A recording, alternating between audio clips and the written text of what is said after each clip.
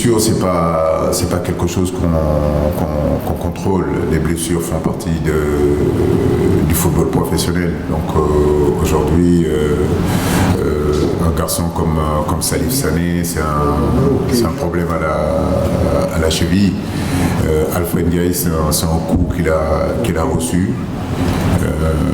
Son genou a un petit peu bougé. Un garçon comme Savali a été marché dessus au niveau du tendon d'Achille par Marez. Donc il a une plaie à ce niveau-là.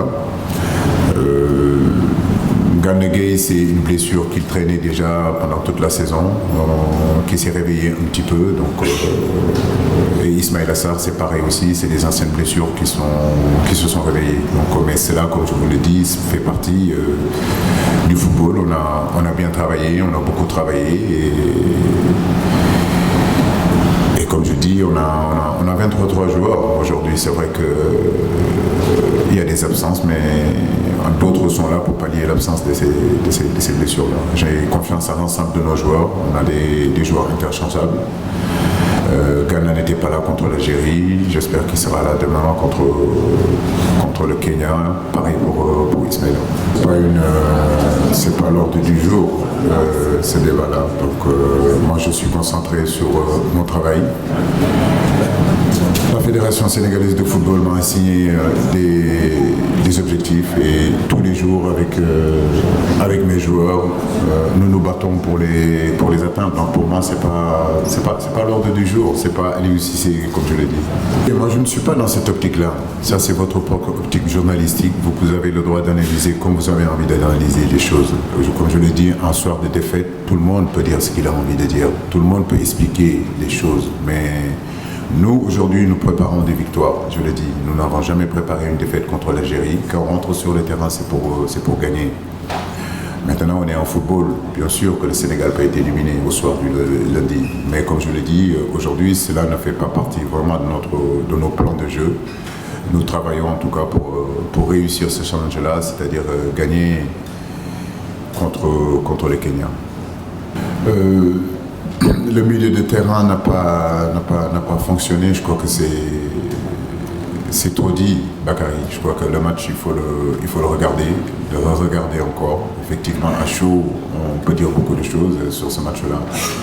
C'est un match que j'ai regardé 2 ou 3 fois. Donc, je sais que ce match s'est joué sur des détails. Le Sénégal pouvait marquer en premier et c'est eux qui ont marqué en premier. Et c'est vrai qu'à partir du moment où ils ont marqué ce premier but, comme je l'ai dit, on a perdu un petit peu en deuxième période ce fil conducteur.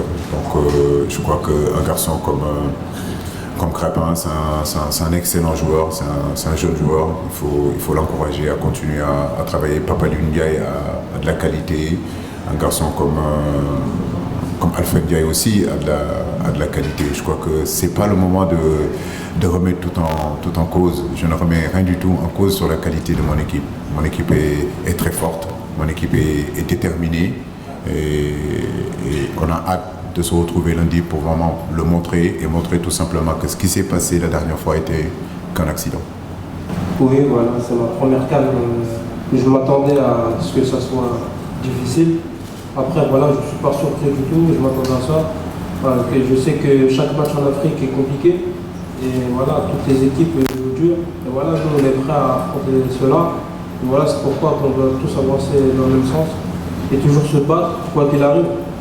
Et voilà, le plus important, c'est d'y croire, de continuer à y croire.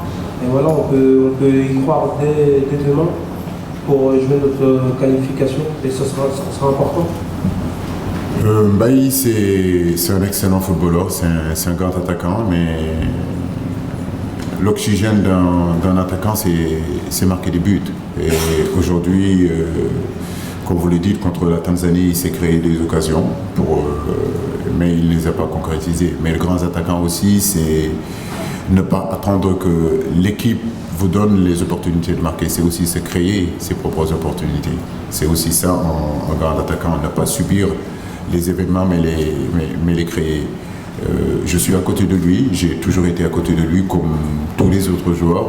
Il sait qu'il peut compter sur moi. Je discute énormément avec lui pour essayer de lui donner cette confiance-là peut-être qui lui manque. Maintenant, contre le Kenya, nous allons vers un match décisif.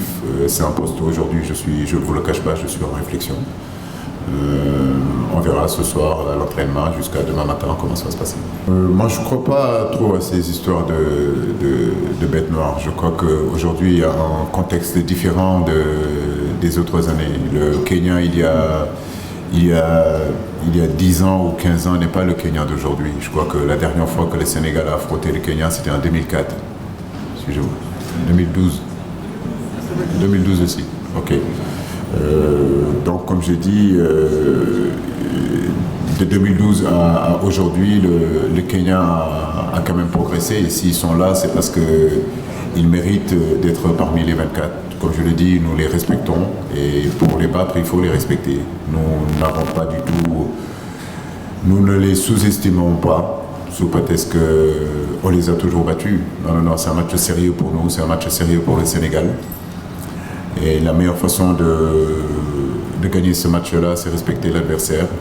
Moi, je ne suis pas du genre à parler sur l'adversaire, mais je crois que tous les entraîneurs passent leur temps à parler de l'équipe du Sénégal.